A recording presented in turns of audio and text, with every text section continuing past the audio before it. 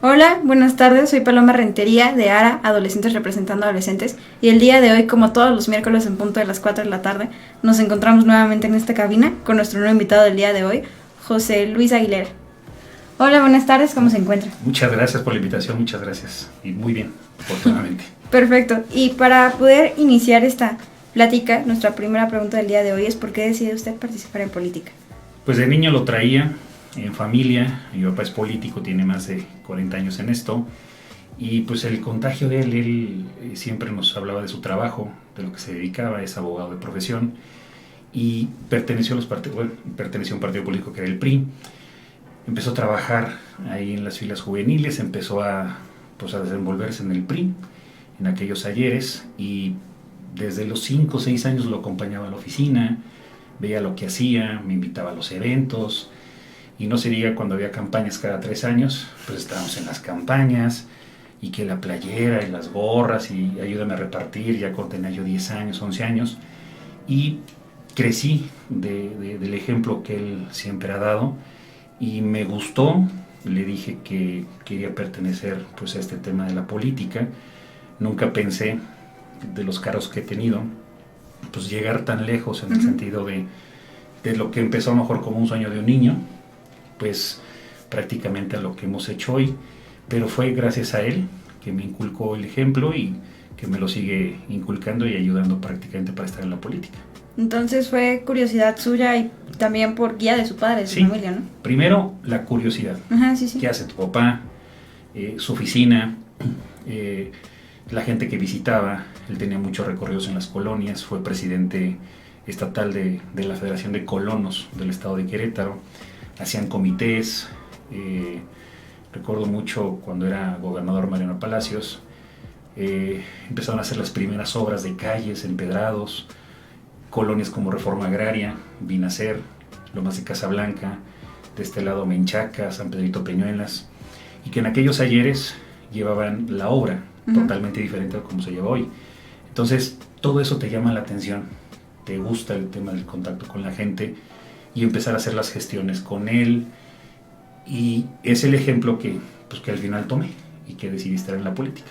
Y pues también algo bueno y curioso fue que es por parte de familia, pero también por parte que le gusta quedarse. También imagino que parte del contacto con la gente y la ayuda que se les puede brindar es lo que también lo hace la gestión, estar aquí. Sí, y el tema de que cuando platicas con la gente vas creciendo, hacer los comités en las colonias, hacer pues mucha gestión que la gente necesitaba en aquel entonces. Yo levantaba como las encuestas, hacíamos los comités, lo acompañaba y prácticamente yo le llevaba todo. Entonces pues te vas contagiando de eso, te va gustando. La política, desafortunadamente hoy en día, desde los jóvenes hasta los adultos, entienden totalmente otra cosa a la realidad que vivimos o cómo nos envolvemos los políticos. Pero ya a la edad de 18 años que yo quiero entrar, que emito mi primer voto en el 97, quiero seguir, y me pone la condición de terminar una carrera. Okay. Y me pone la condición de decir, vas a acabar una carrera, porque de política no se vive. 2, me vas a entregar una cédula profesional y haz lo que tú quieras. Sí, ya de ahí partimos. Y eso a la fecha lo sigo recordando, porque hay muchos políticos que no acaban ni una prepa, que no están preparados, que no tienen una carrera profesional, y lo hemos visto en muchos lugares. Y yo creo que eso es algo que le tengo que agradecer, porque estuvo siempre encima de mí, decir, ¿cómo vas en la carrera? Porque a partir de 18 años yo ya podía tomar una definición de que sí me gustaba la carrera de la política, porque a los 23 fui diputado local. Okay. Pero a los 23 años yo ya tenía un año con la cédula profesional. Entonces, cuando tú llegas a un congreso, te dicen, bueno, está chavo, está joven, no sabe, pero era muy diferente decir en tu página de internet, en aquel entonces que nacían, y que decían, licenciado José Luis Aguilera Rico. O sea, ya era un tema de que había un diputado licenciado, y de 25 diputados, éramos como 7, 8, que teníamos una carrera profesional. O sea que realmente era, pues, en el servicio público decimos, si estás preparado, éntrale, si no estás, pues ahí están varios ejemplos, sí, ¿no? Entonces, creo que eso fue lo que también me inculcó mucho él, a terminar mis estudios, y me apoyó mucho, a que terminara realmente una carrera y dar los resultados de esa manera. Y pues en lo que Apoyaba ahorita acaba de mencionar, que fue diputado, ¿no? ¿Cuál ha sido su trayectoria en este mundo tan amplio de la política? En el 2003 fui diputado local, Uh-huh. en el 2006 fui diputado federal, en aquella controvertida legislatura donde no querían que tomara protesta Felipe Calderón. Fui de la comisión, que inclusive guardo con mucho respeto y cariño un acuerdo Uh-huh. para que no se golpearan los diputados.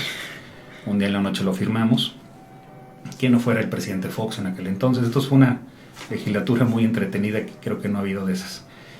En el 2009 regreso como diputado local. En el 2012 soy regidor por el municipio de Querétaro. Y en el 2015 acepto una invitación del gobernador Pancho Domínguez, al cual le agradezco mucho, de ser parte de su gabinete. Uh-huh. Y en el 2021 vuelvo a la regiduría con Luis Nava hoy en día, y pertenecemos a la fórmula de regidores con Luis, y hasta ahí ha sido la trayectoria de José Luis Aguilar. Pues una trayectoria bastante amplia y nada más por lo que no me pude imaginar ese pequeño pedacito que nos compartió, es sumamente divertida y con bastantes anécdotas. ¿Y qué nos puede comentar acerca de en específico ese momento que ahorita nos compartió del acuerdo que firmaron? Vimos un día antes dónde iba a entrar Felipe Calderón. Uh-huh. Cómo se grabó, todo lo que ustedes vieron en televisión. Algunas cosas fueron reales, algunas cosas no. Entonces teníamos que ver por dónde entraba Felipe Calderón. Como ustedes ven, si recuerdas en memoria, tú estás viendo San Lázaro, los pilares donde están las letras de oro que le decimos sí, nosotros, las banderas. Y si tú ves la pantalla de televisión, ves una fotografía. Del lado izquierdo hay dos torres muy grandes que dicen ser de piedra. Una de ellas se mueve. Y ese es un sótano. Es una escalera que te da hasta el estacionamiento. Es una salida de emergencia, entre comillas. Cuando los diputados no quieren declarar, o no quieren entrevistas, o se quieren ir más rápido. Para que no pases todos los accesos de seguridad, sí. te puedes salir por ahí. Uh-huh. Entonces el PRI no quería entrar por la puerta principal, por el tema de agresiones. Ellos llegan a las 5 de la mañana a concentrarse en el estacionamiento, y ahí se quedan. En un carro, un vehículo del Estado Mayor, entra Felipe Calderón. Uh-huh. Iba con su esposa, no entran sus hijos, y él entra cuando le dicen, con la ayuda del PRD en aquel entonces, del coordinador de senadores, entra por esa parte. Y nadie supo cómo entra Felipe Calderón a San Lázaro, porque no hay videos, porque los medios de comunicación lo estaban esperando por la puerta principal, cuando San Lázaro ya estaba prácticamente rodeado por la gente de Andrés Manuel, y él sale exactamente por ahí. Decían, escondido en una cajuela. Así fue así como entra Felipe Calderón en una camioneta blindada y toma protesta. Uh-huh. Y fue escasamente 10 minutos que estuvo Felipe Calderón.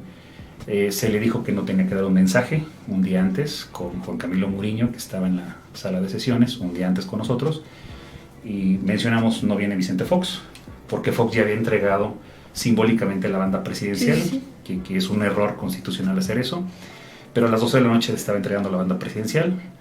No habla Felipe Calderón, se le dice no vas a hablar y te tienes que salir. Entonces, cuando nosotros vemos la imagen de Calderón que entra a San Lázaro, quiere sacar un escrito, y era su discurso, y el micrófono estaba por debajo. Entonces Jorge Cermeño, presidente de la Cámara de Diputados, le dice que no, y le entrega el escrito en mano, y el micrófono lo guarda. Quien rodea a Calderón, o quien lo cuida, uh-huh, fueron los senadores del PRI. Entonces ese era el acuerdo también, que entre senadores pues ya no se golpearan, porque San Lázaro se tomó desde el 27 de noviembre, y estuvo tomado prácticamente todos esos días, donde era muy curioso, porque me acuerdo de Loret de Mola, que ahorita está de moda. Loret empezaba a transmitir a las 6 de la mañana, sí, en Primera Noticias. Entonces llegaba su productor, llegaban las cámaras, nosotros estábamos en San Lázaro, y las diputadas estaban dormidas. Entonces a las 5:30 empezamos a despertar diputadas, para que la primera imagen de Loret fuera prácticamente que no había pasado nada en San Lázaro. Entonces, se maquillaban, desayunaban ahí, se dormían ahí, se ponían sus pijamas ahí. Nosotros nunca al menos yo nunca tomé tribuna, pero era pues un tema de recordar Sí. por muchos años que estuvo a punto de no hacerse una toma de protesta por primera vez en San Lázaro, y un día antes también, 2 de la tarde que estábamos comiendo entre diputados, se empezó a instalar San Lázaro en el Auditorio Nacional, resguardado por el Estado Mayor, porque sí pensamos que no iba a llegar Felipe Ajá, sí, Calderón, por si las dudas. y la sede alterna era el Auditorio Nacional. Y trasladar 500 diputados De un lugar a otro. era también era muy cansado, era imposible, decíamos nosotros. Y si se reunían de 500, 251 diputados, con eso tenías para que Calderón tomara la protesta, porque así decía la Constitución. Entonces, pues, historias de que se pegaban, se arañaban, el consultorio médico tenía de 5 a 6 diputados, muchos se les bajó la presión, en fin, fueron hasta imágenes que acordamos con el canal del Congreso, que se congelara la imagen y no pasara nada. Se congela la imagen cuando nos avisa el canal del Congreso, ya no va a haber transmisión más que esa. Empezamos a hacer muchos movimientos en San Lázaro para que la toma de protesta, entre comillas, fuera tranquila. Y lo más fluida posible, me imagino. El PRD, la alfombra de San Lázaro tiene un tema de protección contra incendios. Los diputados del PRD, que hoy son de Morena, tenían bombas Molotov abajo de sus curules. Entonces el miedo que nosotros nos dio fue que entrara Calderón y 2, 3, como una diputada que no digo su nombre, pero es hermana de Ricardo Monreal, traía la bomba Molotov en la mano.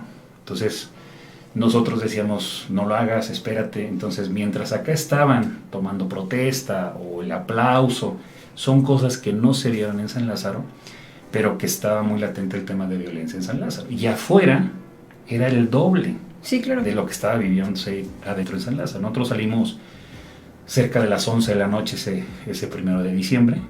No podíamos salir, pero los que éramos, entre comillas, porque hubo una alianza PRD, Convergencia, que yo era de Convergencia, y PT, nosotros nos decían, pásenle, bienvenidos y defiendan la nación, pero era gente que ya no podías hablar con ella. Sí. O sea, eran personas que era imposible dialogar, y pues, cerca de 3,000 elementos de la Policía Federal, inclusive ahí entró Genaro García Luna a San Lázaro, nos estaban resguardando, porque sí era un momento muy, muy tenso. A lo mejor a nivel nacional, a mí, una gran amiga que la quiero mucho, Silvia Hernández, que fue senadora, me dijo un día, nunca veas a tu país o a tu estado desde otro estado. Sí. Y no veas a tu país adentro de tu país, velo desde fuera. Y cuando yo tuve las primeras planas del país, de Estados Unidos, de periódicos donde decía, imposible que Calderón tome protesta. O sea, nos estaban viendo ya con un momento de tensión muy fuerte, y eso era ya muy, era imposible que Calderón tomara protesta. Y creo que ese acuerdo para que no se pegaran, pues ayudó mucho, no tanto porque Vicente Fox graba un video donde sale del Camino Real rumbo a San Lázaro, y eso calentó mucho los ánimos, pero muchísimo. Y ahí fue donde empezaron a aventar curules, diputadas de, no sé, no les digo el peso, pero yo les decía, ¿cómo levantaste el curul? O sea, los curules de San Lázaro, las sillas de San Lázaro de un diputado pesan mucho. Nosotros nos costaba trabajo jalarlas. Imagínate que una mujer levantara eso y la aventara. Entonces fue un momento súper tenso para nosotros, pero que al final creo que para todos como poder legislativo salió muy bien. Sí, y sin duda una anécdota increíble y digna de recordar y comentarla, y gracias por compartirla. Sin embargo, también nos hace pensar mucho en qué pasa en esta clase de eventos, ¿no? Y que sí, eso fue el momento de la historia donde igual y no al día como hoy el alcance que tienen todas las redes sociales. Hoy en día, ¿qué pasa cuando se están haciendo esta clase de tomas? Hoy en día, ¿qué es lo que las anécdotas que las personas que están ahí adentro podrían llegar a recordar? Si hubiéramos, dices algo muy, muy bien, si hubiéramos tenido redes sociales, en ese momento, no sé qué hubiera pasado. No hubiera sido posible esconder el alcance de una foto, el alcance de un video. Yo creo que seríamos fan de TikTok ahorita, pero yo creo que el alcance de las redes sociales en ese momento hubiera sido muy fuerte para el país, porque la gente que no era convocada de viva voz, por teléfono o por los grupos, hubiera sido convocada por redes sociales. Yo, un martes, platicando en una reunión, estaba Andrés Manuel, decía: el jueves quiero a la gente en el Zócalo. Entonces yo decía: ¿cómo vas a convocar miércoles y el jueves quieres en el Zócalo a las 5 de la tarde? Que eran las movilizaciones que hacían. Entonces, a la edad de 26 años decía: a ver, quiero venir el jueves, a ver si sí los convocas. Y cuando yo llegaba el jueves, porque fuimos convocados como diputados electos, el Zócalo estaba lleno. Sí. Pero veías una característica que después me dijeron: los programas alimentarios que daba a los adultos mayores, el 90% de sus manifestaciones eran adultos mayores. Entonces, los grupos que tenía con Claudia, con Marcelo, con Ricardo, que ellos organizaban para que llevara a la gente al Zócalo, él decía el jueves: y el sábado aquí nos vemos. Y el sábado estaba lleno el Zócalo. Entonces, y era un alcance de: te veo el sábado, ponle una red social, lo doblas. Como hoy le está pasando a nivel nacional, que puede llenar el Zócalo en cualquier momento. No, y también la importancia de lo que saca un post, ¿no? O la convocatoria que de por sí un funcionario público, ya sea un diputado o incluso el presidente de la República, podrían llegar a tener en su momento sin redes sociales, sin embargo con sus grupos de apoyo. Así es. Hoy en día se triplica, o sea, es algo impresionante, y también es un tema muy controversial porque cualquier cosa se puede malentender, o cada quien le da la perspectiva y el sentimiento que esté teniendo el momento, el entorno en el que estés. Todo eso es muy interesante para la política de hoy en día, me parece a mí. Las redes sociales se han convertido para nosotros en nuestros enemigos y nuestros amigos. Sí. Y el entendimiento que le tome una persona a una fotografía, a un video, ya hicieron un juicio. Sí. Y en ese momento creo que mucha gente hubiera hecho un juicio muy, muy, muy fuerte. Yo recuerdo que Televisa transmitió desde las 6 de la mañana, cómo llegábamos, cómo estaban los contingentes, la gente desesperada. Yo creo que Andrés Manuel tomó una decisión de no llamar a un tema de violencia, y se lo tengo que reconocer, porque él en ese momento pudo haber llamado a un tema de violencia sin ningún problema. Tenía la Ciudad de México a sus pies, eso me queda muy claro, lo viví, y creo que tenía en sus manos hacer lo que quisiera con San Lázaro. Igual sus diputadas, si Andrés Manuel hubiera dicho: quemen San Lázaro se hubiera quemado. Sí, claro. Creo que desde ese momento, desde el año 2006, él ha tenido, y ahí está el reflejo de Andrés Manuel. O sea, cuando dicen: es que ¿por qué dijo esto? Es que nos sorprende. Quien conoce a Andrés Manuel desde 2006, que hizo su primera aparición nacional, ese es el Andrés Manuel que conocemos todos de la oposición. Sí, claro. El que simple y sencillamente quiere ordenar y mandar, con mucha venganza, desafortunadamente, pues el tema de la política. Y ahí es donde se distorsiona el tema político para todos. Y hablando de esta distorsión de la política, las anécdotas que le ha tocado vivir, el día de hoy, ¿por qué es que decide continuar no solo sobre la línea política, sino formar parte de la fórmula de Luis Nava? Fíjate que yo recibí una invitación por parte de Luis y yo formamos parte del gabinete con Pancho. Cuando nosotros estábamos en el gobierno, desde un principio apostamos porque Luis fuera candidato en el 2018. Entonces, siempre era: ¿qué onda, candidato? ¿Cómo vas? Y cuando viene el 2018 apoyamos a Luis para que fuera presidente municipal. Y en el 21 me dice: bueno, pues ya que se haga realidad, ¿no? Pues órale, vente con nosotros. Le dije: va. Yo la verdad es que nunca, yo he estado en 2 partidos políticos como militante nada más. Yo no soy militante del PAN. Y me gustó la idea de ir con un amigo que lo conozco trabajando. Hace 5 años se resolvió un tema de la huelga de la UAC, lo resolví con él como jefe de la oficina del gobernador, y le tengo mucha confianza, tengo una amistad con él de muchos años, desde su papá con mi papá, cuando su papá estaba en el PAN, mi papá estaba en el PRI, y entonces siempre ha habido un nivel de respeto entre ellos, y me sentí muy cómodo en recibir la invitación. Yo estaba participando en otro proyecto, un proyecto totalmente que se distorsionó, y la verdad es que a mí, cuando me salgo de ese proyecto, recibo la invitación de Luis y digo: ¿por qué no hacerlo? Y a veces, híjole, sí te dan ganas de salirte de la política. Hace 6 años yo decidí, con 2, 3 personas en familia, dije ya, porque la idea de estar en política es cambiar las cosas. Sí. No te dejan. Y tienes muchos sueños, ilusiones, y vamos a hacer esto y vamos a hacer lo otro, y la propia gente no te deja avanzar en política. Creo que he sido muy rebelde en ese sentido yo. Y se lo decía a Luis un día. Le dije, a ver, yo soy muy rebelde en esto. A ver, José Luis, ayúdame a hacer una campaña. Fui uno de los regidores que salió a hacer campaña, a pedir el voto. Y cuando me decía la gente, oye, pero tú no eres del PAN.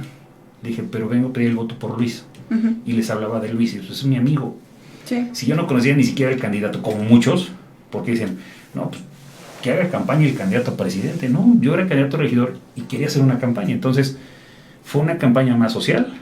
Me gusta mucho el tema del trabajo social con la gente, con los grupos, y así lo hicimos con los grupos en el municipio de Querétaro. Entonces, decidí hacer una campaña con mi amigo, decidí una campaña muy de la mano con él, y resultó que al final, en muchas de las casillas, en muchas de las zonas donde está nuestra gente, confiaron en el proyecto de Luis, y en ese sentido, pues el compromiso como regidor, pues es con la gente que yo represento, sí, claro, en ese sector. No, y supongo que también tiene que ver más allá con la amistad, sino que lo llega a conocer como algo que igual y mucha parte de la población el día de hoy, los votantes, los ciudadanos no tenemos acceso, sino conocerlo como persona y saber sí, cuáles son sus intenciones. Y yo en lo particular aquí en la página de Instagram de Ara tuvimos la oportunidad de presentar algunos compromisos como candidato a presidente municipal, que estamos muy contentos que nos haya dicho que se va a esforzar por hacerlos en Querétaro, y creo que eso es lo más importante, de que usted haya, o por lo que me está compartiendo, algo que nos deja más tranquilos, que conoce más que nada a la persona y confía en el proyecto de Luis. Y es que fue prácticamente eso lo que me anima a mí. Ajá, sí, sí. Tengo muchos amigos panistas, muchos amigos priistas, pero el ánimo que nosotros traíamos para esta campaña fue de esa manera, y más porque hoy la gente debe de conocer más a la persona que al partido político. Sí, claro. Siempre hemos dicho eso. Y nos ha compartido que fue diputado local, también diputado federal, que ha estado en la regiduría, que hoy el día vuelve a regresar aquí en Querétaro. ¿Cuál de todas estas ha sido la que más le ha gustado? Ser secretario de Trabajo. ¿Sí? Creo que ser funcionario del gobierno del estado, tener una secretaría como tal, no me la imaginaba de esa manera. Creo que desde una secretaría puedes hacer muchísimas cosas. Yo creo que hoy los que son secretarios con Mauricio Curi tienen una gran oportunidad de demostrar su nivel de, primero, de humildad, segundo, de sencillez, y tercero, su servicio público. Sí, claro, ¿no? La capacidad. Creo que esa es la capacidad que ellos deben demostrar. Algo que a mí me gustó muchísimo es haber sido secretario, y en segundo lugar ser regidor. Creo que como regidor sí puedes ayudarle a la gente, porque el primer contacto que tiene la gente es una delegación municipal, sí, claro, que te resuelvan algo de tu predial. El primer contacto es el municipio, y ahí, cuando yo fui regidor en el 2012, te puedo decir una diferencia. Yo, Luis, platico con él prácticamente todos los días, y con Roberto Loyola, que fue presidente municipal del 2012 a 2015, en 3 años lo vi 2 veces. Entonces, el servicio que tú tienes como alcalde, como regidor, es ese primer contacto con la gente. Sí, claro. Entonces, de todos, yo creo que me quedo con la Secretaría del Trabajo. Fue la mejor para mí. En la representación del gobierno del estado, que estuve los últimos años de Pancho, me tocó el tema de pandemia. Entonces, imagínate una reunión con López-Gatell y con varios de salud. Bueno, salía más que enojada, entonces no lo disfruté mucho, ¿no? Pero la Secretaría del Trabajo me dio mucha satisfacción, y me dio un tema inclusive de que la Secretaría fuera la segunda Secretaría después digamos, en redes sociales o en contacto, de mayor presencia, un récord que no se ha superado, que fue de 40 a 42 mil empleos nuevos cada año, y que si tú revisas los primeros 4 años y medio de Pancho, fue su tema, el empleo, y que crecimos en el tema de parques industriales con desarrollo sustentable, y el tema de obra, que fue para llegar a un parque industrial, el tema de nuevos vuelos en el aeropuerto internacional, y ese contacto con los empresarios y con los trabajadores me dejó mucha satisfacción. Hoy en día hay más de 350 sindicatos locales que nos tienen la confianza, me invitan a sus reuniones, sigo en contacto con ellos, y era un tema laboral que me metí de lleno después de la huelga de la UAC, una huelga que me heredó el gobierno de José Calzada, y que cuando yo llegué a la secretaría a recibirla me dijo, a ver, de entrada hay una huelga. Sí. Oye, pero va a haber huelga en el mes de noviembre, hago la negociación para que en marzo fueran las negociaciones del 2016, y de 10 puntos que traía el sindicato, resolvimos 24 puntos. Entonces, inclusive se firma por primera vez se sentencia, o se marca un laudo, perdón, como se dice en tema laboral, pero el laudo fue en contra de la Universidad Autónoma de Querétaro, en contra del rector, que dijo que no le gustaba la política y ve dónde anda. Entonces Gilberto Herrera se quedó y me lo dijo, no sé cómo le hiciste. Porque le dije, a ver, rector, usted es un patrón, y el patrón no quiere, porque él siempre decía, rector, alguna vez que platicaba todos los días con él, me citaba desde las 6 de la mañana a las 2 de la tarde, porque él se duerme a las 6 de la tarde, 7 de la noche, y yo le decía, vamos a platicar en la tarde, no porque me duermo a las 7. Y él no me contestaba el teléfono desde las 8, no me contestaba a las 9, porque él se duerme temprano. Sí. Entonces, era un patrón, me dijo, yo soy rector, no, tú eres el patrón, negociando con él, y el laudo sale en contra del patrón. Y en ese momento es, por primera vez, la autoridad laboral sentencia al patrón a que le pague a sus trabajadores. Sí. Entonces, pues un hecho que nos marcó a nosotros, que inclusive en la Conferencia Nacional de Secretarios, ¿cómo le hiciste? Y entonces pues daba hasta una conferencia, una plática de cómo le habíamos hecho. Entonces yo creo que eso para mí me dejó de mucha satisfacción, porque recuperamos muchos millones de pesos para personas o maestros que estaban en situación muy difícil en la UAC, y eso para mí, pues la verdad es que sí, de todos los cargos creo que me quedo con ello. Y teniendo esta experiencia en el gobierno municipal, siendo diputado local, federal, estando en la secretaría, ¿qué nos puede comentar o cuál es su opinión acerca del actual gobierno de Mauricio Curi?